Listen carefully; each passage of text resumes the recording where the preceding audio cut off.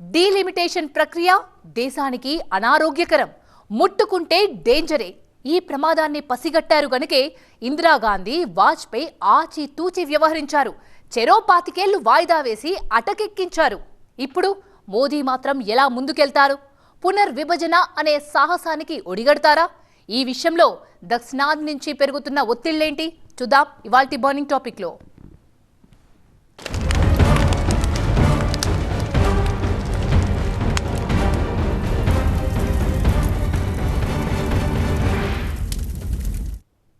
దక్షిణాదిన double shooter గా కొత్త గెటప్ లో కనిపిస్తున్నారు సీఎం స్టాలిన్. ఈ ట్రబుల్ నా ఒక్కడిది కాదు, మనందరిది, నాతో కలిసి రండి పోరాడతాం అంటూ సదరన్ స్టేట్స్ వైపు చెయ్యి చాచారు. ఒక చేత్తో హిందీ పెత్తనంపై పోరాడుతూనే మరో చేత్తో డీలిమిటేషన్ ను అడ్డుకోవాలి అన్నది స్టాలిన్ ప్రయత్నం. నియోజకవర్గాల పునర్విభజన అంటూ జరిగితే మోస్ట్ ఎఫెక్టెడ్ స్టేట్స్ మనమే అంటున్న స్టాలిన్ కి కోరస్ ఇచ్చేదెవరు? ముఖ్యంగా తెలుగు రాష్ట్రాల నుంచి వస్తున్న రియాక్షన్స్ ఏంటి?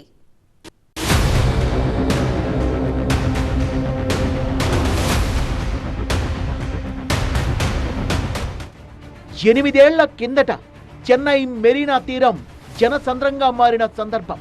ఆత్మగౌరవం కోసం లక్షలాది మంది తమిళులు రోడ్డెక్కి కేంద్రంతో చేసిన పోరాటం. తమ సాంప్రదాయ సాహస క్రీడ జల్లికట్టును నిషేధిస్తూ సుప్రీంకోర్టు ఇచ్చిన తీర్పును తిరగరాయించుకున్న ఘట్టం. మా దాకా వస్తే అంతే, ప్రభుత్వం ప్రజలు ఒక్కటవుతాం, కలిసి కొట్లాడతాం, చావోరేవో తేల్చుకుంటాం, మా భాష మీద, మా కల్చర్ మీద, మా ప్రాంతం మీద పెత్తనానికి వస్తే పాతరేస్తాం. ఇది తమిళనాట ఎప్పుడూ కనిపించే ఫైటింగ్ స్పిరిట్. ద్రవిడగడ్డ మీద ఇప్పుడు మళ్ళీ ఒక ఉద్యమం మొదలైనట్టుంది. ఎస్, డీలిమిటేషన్ తమిళనాట టు ఆర్ డై సిచ్యువేషన్ గా మారింది. ఇది ఇప్పుడు దక్షిణాది మొత్తానికి పాకుతుందా? హిందీ ఇంపోజిషన్ తో తమిళనాడుపై కేంద్రం కర్రపెత్తనం, డీలిమిటేషన్ తో దక్షిణాది రాష్ట్రాలకు జరగబోయే ద్రోహం, ఈ రెండు మా గుండెల్ని మండిస్తున్నాయి. న్యాయం కావాలి, అన్యాయాన్ని ఎదిరించాలి అంటూ కలిసొచ్చే పార్టీల్ని వెంటేసుకుని వెళ్లి మోదీ సర్కార్పై యుద్ధం చేయాలన్నది స్టాలిన్ ఎత్తుగడ. మార్చి 5న తమిళనాడులో అఖిలపక్షం నిర్వహించి డీలిమిటేషన్ ను నేషనల్ టాపిక్ గా మార్చేశారు. దాదాపుగా ప్రాంతీయ పార్టీలన్నీ స్టాలిన్ కు మద్దతు తెలపడంతో వాట్ నెక్స్ట్ అంటూ మరో అడుగు ముందుకేశారు. ఈ నెల 22న చెన్నైలో సమావేశమవుదామంటూ దక్షిణాది రాష్ట్రాల సీఎంలకు, పార్టీల అధినేతలకు లేఖలు రాసి ఢిల్లీలో టెంపరేచర్లు పెంచేశారు. 2026లోనే డీలిమిటేషన్ జరిగితే జనాభా పెరగని సౌత్ రాష్ట్రాలకు భారీ నష్టం తప్పదు. సౌత్ లో ఇప్పుడున్న 134 సీట్లు 108కి తగ్గే ప్రమాదం ఉంది. ఇదే జరిగితే అసలు సౌత్ తో పనే లేకుండా కేవలం ఉత్తరాది సీట్లతోనే కేంద్రంలో ప్రభుత్వం ఏర్పాటవుతుంది. ఆ విధంగా దక్షిణాది రాష్ట్రాలు నామ్కే వాస్తేగా మారిపోతాయి. జరగబోయే ఈ అనర్థాన్ని నివారించాలి అంటూ స్టాలిన్ రాసిన ఓపెన్ లెటర్ ఢిల్లీ దాకా మంటల్ని రాజేసింది. నాట్ ఓన్లీ దక్షిణాది, ఉత్తరాదిలోని బీజేపీ వ్యతిరేక పార్టీలకు సైతం కన్నుగీటారు స్టాలిన్. ఒడిశా, వెస్ట్ బెంగాల్, పంజాబ్ రాష్ట్రాల్లోని పార్టీలను ఆహ్వానించి డీలిమిటేషన్ తీరుకు వ్యతిరేకంగా జేఏసీ ఏర్పాటు చేద్దామని పిలుపునిచ్చారు. ఇప్పటికే డీలిమిటేషన్ పై డీఎంకే వైఖరి పార్లమెంట్ లో చర్చనీయాంశంగా మారింది.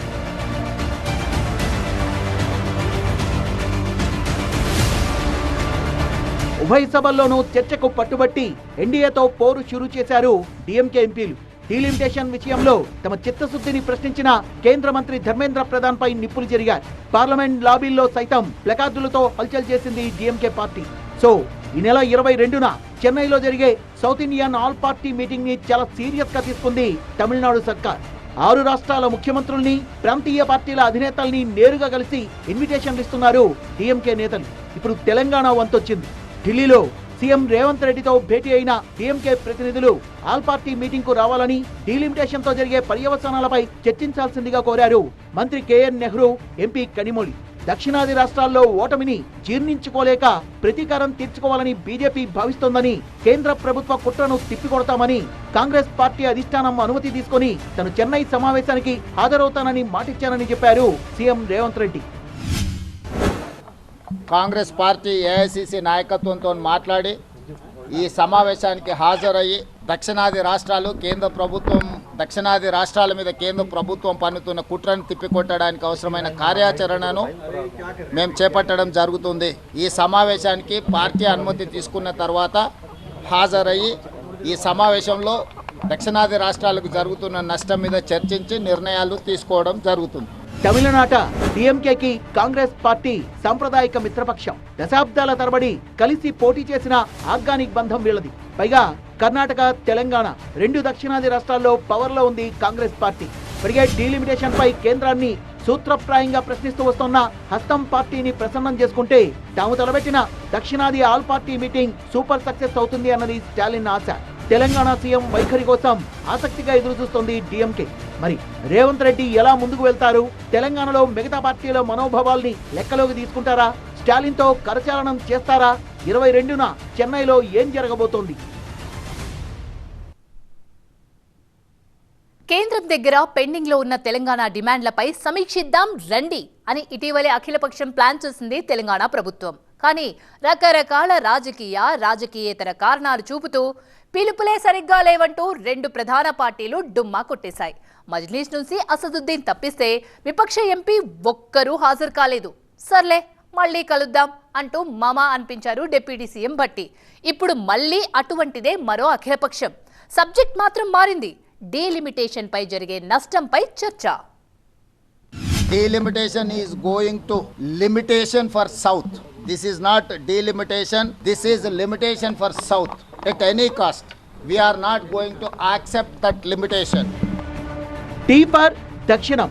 దక్షిణాది రాష్ట్రాలను లిమిట్ లో పెట్టడానికి బీజేపీ పన్నిన పన్నాగమే ఈ డీలిమిటేషన్. సీఎం రేవంత్ రెడ్డి చెప్పిన తాత్పర్యం ఇది. బీజేపీకి హార్డ్కోర్ వ్యతిరేక పార్టీగా కాంగ్రెస్ నుంచి ఇంతకంటే భిన్నమైన రియాక్షన్ అయితే ఆశించడానికి లేదు.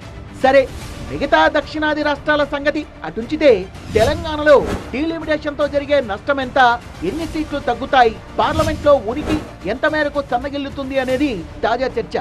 కన్ఫ్యూజన్ కి పొలిటికల్ కంక్లూజన్ ఇవ్వడానికే అఖిలపక్షాన్ని ప్లాన్ చేసింది రేవంత్ సర్కార్. ఆల్ పార్టీ మీటింగ్ కి హాజరవడమే కాదు, తమ విధానాల్ని చెప్పుకోవాల్సిన కంపల్సరీ సిచ్యువేషన్ లో పడ్డా ఇప్పుడు అపోజిషన్ పార్టీలు. కాంగ్రెస్ పరంగా తెలంగాణ రాష్ట్రంలో ఉన్న అన్ని రాజకీయ పార్టీలను కూడా ఇందులో చర్చించదలుచుకున్నాము. అందరి అభిప్రాయాలు తీసుకోదలుచుకున్నాము. 22 తారీఖు నాడు తమిళనాడులో మేము వెళ్ళి మాట్లాడే లోపల తెలంగాణలో సమావేశాన్ని ఏర్పాటు చేసి తెలంగాణలో ఉండే అన్ని పార్టీల అభిప్రాయాలు కూడా తీసుకోదలుచుకున్నాం. ఇది ఒక రాజకీయ పార్టీకి సంబంధించింది కాదు. సౌత్లో దక్షిణాదిలో ఉండే అన్ని రాష్ట్ర ప్రజలకు నష్టం. ఇది పార్టీలకు అతీతంగా స్పందించాల్సిన సందర్భం. తప్పకుండా పార్టీలకు అతీతంగా అందరినీ ఆహ్వానిస్తాం, including Bharatiya Janata party south. తెలంగాణలో 10 ఏళ్లు అధికారంలో ఉన్న బీఆర్ఎస్ పార్టీ వైఖరి కూడా ఈ డీలిమిటేషన్ అంశంలో చాలా కీలకం. ఢిల్లీలో రేవంత్ ని కలిసిన డిఎంకే టీం సాయంత్రం హైదరాబాద్ లో కేటీఆర్ తో భేటీ అయింది. 22న చెన్నైలో జరిగే సమావేశానికి రావాలంటూ ఆహ్వానించింది.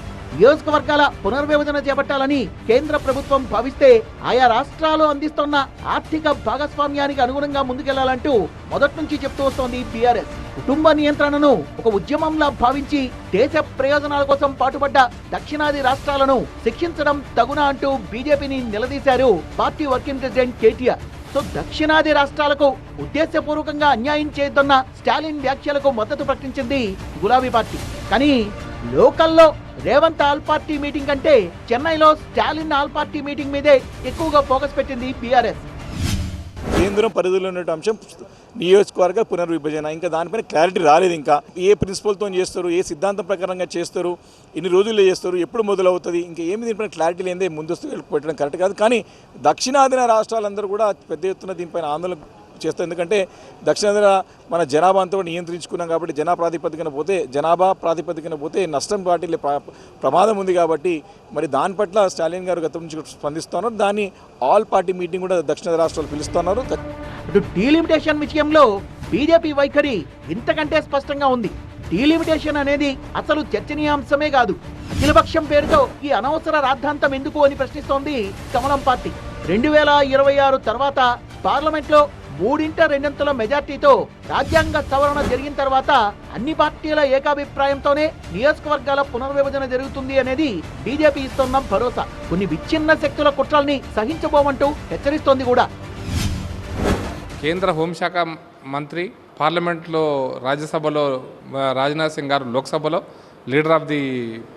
Deputy leader of the party government, ఆయన చెప్పిన తర్వాత కూడా ఇంకా తమిళనాడులో ఇటువంటి చర్చ చేయడం, దాన్ని కాంగ్రెస్ పార్టీ సపోర్ట్ చేయడం, కాంగ్రెస్ పార్టీ దాన్ని రేకెత్తించడం, కాంగ్రెస్ పార్టీ దాన్ని మరింత ఆజ్యం పోయటం, ఇవన్నీ కూడా దురదృష్టకరమైన సంఘటన. కాంగ్రెస్ పార్టీ ఆలోచన ఏంది అని అంటే, భారతీయ జనతా పార్టీ కేంద్ర ప్రభుత్వం ఏ పని చేసినా దానిపైన విమర్శలు మాత్రమే చెయ్యాలన్న ఒక ఆలోచనతోనే ఉన్నట్టు కనిపిస్తూ ఉన్నది. ఒక పక్క మాట్లాడుతున్నారు పెద్దలు, కేంద్రంలో ఉన్నటువంటి బాధ్యత గల వ్యక్తులు, ఎక్కడ ఏమి తగ్గవని చెప్తే మరో పక్క వీళ్ళ ముందర ఏ రిపోర్ట్ రాకున్నా, టెక్నికల్గా ఏ చర్చ జరగకున్నా దాని మీద రాద్ధాంతం చేసే ప్రయత్నం చేస్తున్నట్టు మాత్రమే మాకు అనిపిస్తుంది. సో తెలంగాణలో ఏ పార్టీ దారి ఆ పార్టీకి ఉంది, కలిసి నడిచే మూడ్ ఎవరికీ లేదు. ఈ పరిస్థితుల్లో నియోజకవర్గాల పునర్విభజనతో జరిగే ప్రమాదాలపై మాట్లాడుకుందాం రండి. త్వరలోనే తేదీ వేదిక ప్రకటిస్తామంటూ అన్ని రాజకీయ పార్టీలకు బహిరంగ లేఖ రాసింది తెలంగాణ సర్కార్. డిప్యూటీ సీఎం భట్టి, మాజీ మంత్రి జానారెడ్డి నేతృత్వంలో జరిగే ఈ అఖిలపక్షం అవుట్కమ్ ఏంటి? బీఆర్ఎస్, బీజేపీ హాజరవుతాయా? రాష్ట్ర ప్రయోజనాల కోసం కేంద్రంతో కొట్లాడదామని ఇటీవల జరిగిన అఖిలపక్షం తరహాలో ఇది కూడా వీగిపోతుందా? ఎటు చూసినా అయోమయం, గందరగోళం. ఒక్క ఎంపీ ఓటు, కేవలం ఒకే ఒక్క ఎంపీ సీటు తేడాతో 1998లో వాజ్పేయి ప్రభుత్వం పడిపోయింది. లోక్సభలో ఒక్క సీటుకు ఎంత బలముందో చెప్పడానికి ఇదొక తిరుగులేని రుజువు.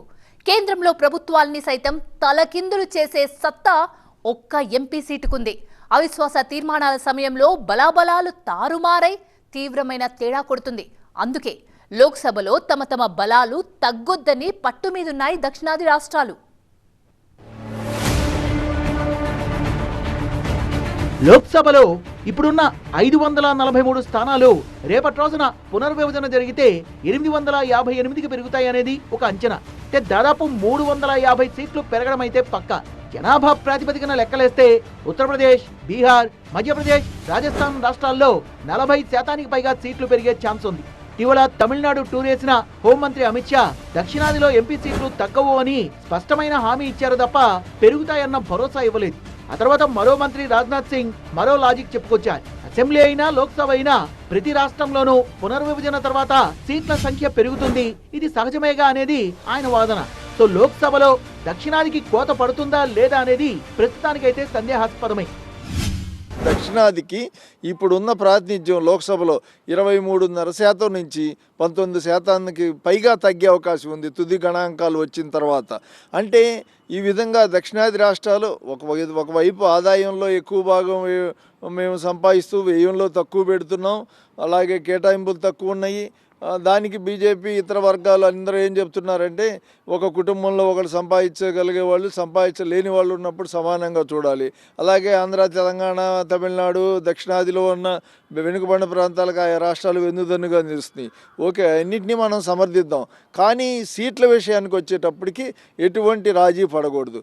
డీలిమిటేషన్తో కేవలం ఉత్తరాది రాష్ట్రాలకే ప్రయోజనం చేకూరుతుంది అనేది అపోహ మాత్రమే అని పదే చెప్తూ వస్తోంది బీజేపీ. దక్షిణాది రాష్ట్రాలే కాదు, నార్త్లో హిమాచల్ ప్రదేశ్ లాంటి రాష్ట్రాలు కూడా భారీగా నష్టపోతాయి. జనాభా నియంత్రణలో అలసత్వం వహించిన మధ్య భారత రాష్ట్రాలు మాత్రమే ప్రయోజనం పొందుతాయని కాంగ్రెస్ నేత మనీష్ తివారీ కొత్త వాదన తెర మీదకు తీసుకొచ్చారు. దేశ జనాభాలో తెలంగాణ వాటా కేవలం 2.8%. కానీ తెలంగాణ నుంచి జీడీపీకి 5.2% భాగస్వామ్యం లభిస్తోంది. ఈ వైరుధ్యాన్ని కూడా డీలిమిటేషన్ సమయంలో పరిగణించాలిగా అనేది వాయిస్ ఆఫ్ తెలంగాణ. మరి అన్ని రాష్ట్రాలకు సంతృప్తినిచ్చే ఆరోగ్యవంతమైన డీలిమిటేషన్ ఉన్నట్టా లేనట్టా?